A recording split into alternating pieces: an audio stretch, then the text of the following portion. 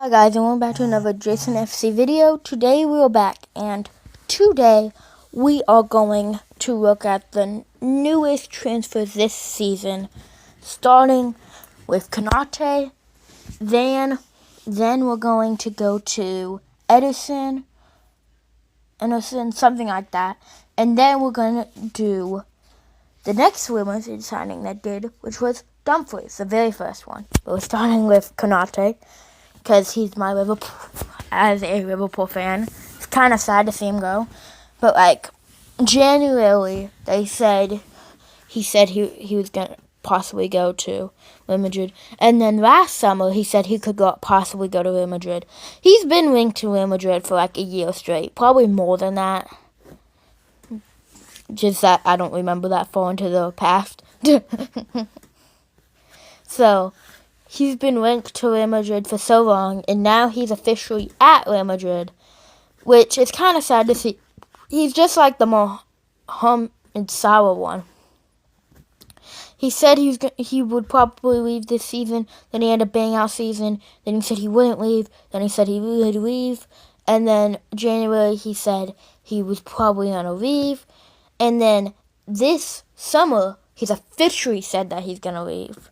It's kind of the same thing. Liverpool is just falling apart. We don't have Andy Robertson anymore, and it's just nonsense. But when Salah finds a team, then I will make another one of these my opinion videos on it. And so, that's the thing. Like, I did it with Andy Robertson and stuff, and now Konate. Liverpool needs to fix it, and I'm glad we got a new manager. The Bournemouth manager, to be exact. I know it starts with IR. I know it's the Bournemouth manager. And he's been a baller at Bournemouth. He led them to European. I don't think it was Conference League. I think it was European football. So he would be a great way to fix getting a left winger, a right winger. We have Ekitike, so we don't need a striker.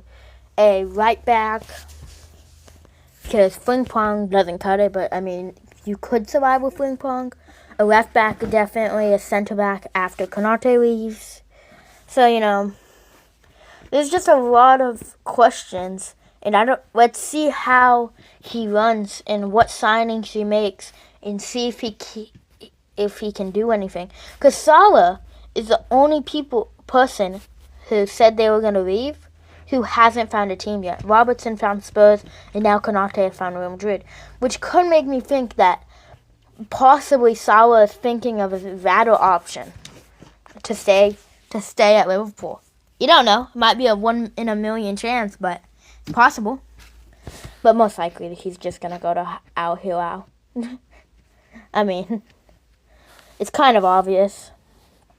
But, that's just how it works. I mean, most players just go to the team that he's been linked to them since, last summer. So, I mean, it is what it is. We can find another right winger. We're looking for Barcola, who could play on both sides. Elise would be a massive player, but I don't think the Liverpool board would want to sign a superstar again after the Isaac Wood stuff. But you know what? It's Liverpool, one of the top 5 teams in the world. I have to say that. It's like AC Milan, Real Madrid, Barcelona, Bayern Munich, and Liverpool, I would say, are the 10 most decorated and best teams in history. But, so, I think Liverpool could figure it out. So, that's all I have to say about Konate. I went on this massive detour about Konate for some reason. But because we have 3 players we have to go through this time instead of just 2. So let's immediately go to the next one, which is Ederson. And next we have Ederson. Something like that. I don't know much about him if I can't even pronounce his name, so this one's going to be not as quick as the Konate one. It's going to be way quicker. So, I mean, the thing is that Manchester United are just making signings just to make signings, I feel like, sometimes. Is this one of them? Probably. Because I think Kobe Mainoo might be who... I don't know who they're exactly thinking to replace with this signing.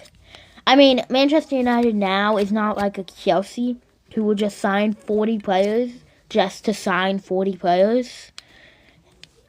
Like, you know. So I think Manchester United might be going smart with this, but I don't really think so, because where is he going to play exactly? Where is he going to play? Of course, you could bench Kobe Mainoo. Actually, he could play as a third center midfielder. You know, discard everything I just said. He could probably play as a third midfielder. But, you know, I don't know much about him. I don't watch the Serie A.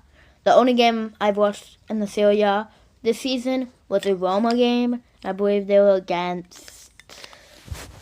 I know they were against, like, a team, and they won on a penalty in, like, the 100th minute. I know it was pretty kind of recently. Like, the 35th match day. Something like that. I just know that was the only Serie A game I've watched this season. So, and he wasn't in it, I know that, so I can't really say too much about Atlanta signing. So let's hope Manchester United has a flop signing so that we can officially finish above them in the league for the 185 time. Let's move on to Dumfries. And finally, we have Dumfries. Another Real Madrid signing. They've made 2 defensive signings. But, I mean, Real Madrid's defense sucks. Maybe Dean Huijsen's half pretty good. But their defense practically sucks. So I understand them going in the market for 2 defensive players this early. So that, because Konate on a free contract would make sense. You want to stab him as quickly as possible. Dumfries, $20 million is a steal, I think, for Dumfries. But, you know, after they start playing games with Dumfries and Dumfries starts playing and stuff like that, I think that's when we can learn if $20 million was worth it. Because, like, there's been a lot of signings this season. Like, D-Rap for $35 million. They thought that would be a good deal. Sucked. Gyökeres for $65 million. He wasn't half bad, but he still was pretty not worth $65 million. Colejas, this was a Real Madrid one, $50 million. Definitely was not worth it. So, you know, we will only figure out if this $20 million deal was worth it once we start seeing if he's playing. So, once he starts playing good. But, you know, that is what we could do with anybody. Like, if someone signed Lamine Yamal for $885 billion, that's seriously how much Barcelona would probably sell him. Probably nothing under that. And you can't really say he's a goated signing until he starts performing at the highest level.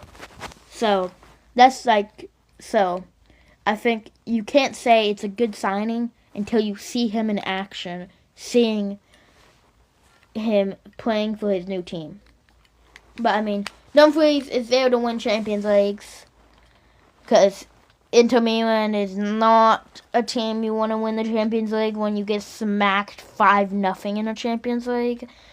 Like, the PSG team was the exact same against Arsenal that it was against Inter. And, well, except for goalkeeper, Donnarumma. So that could have persuaded it, but I think Donnarumma is the best goalkeeper in the world, but basically the entire team. And he actually did, their new goalkeeper, I know it starts with an S. It's on my tongue, but I just don't know. So, did pretty well in that game. So, I think that he could definitely think, what am I trying to put? That Inter is not a team. They just got very lucky. Like, he lost to Boca Juniors. Boca Juniors, a team in Norway. I mean, Man City lost to them. Atletico lost to them. But anyways, they lost in both legs. Sporting lost to them and then cramped them 5-0. I really wanted to see Boca Juniors go crazy, beat Sporting, and then try to do something against Arsenal. That would have been so fun to watch, but we couldn't. And so that's basically, I've gotten off topic of Dumfries. So, that is a good sign that I'm not going to know anything else about Dumfries. So let's go ahead and say thank you guys for watching. I'll see you guys next time. Goodbye.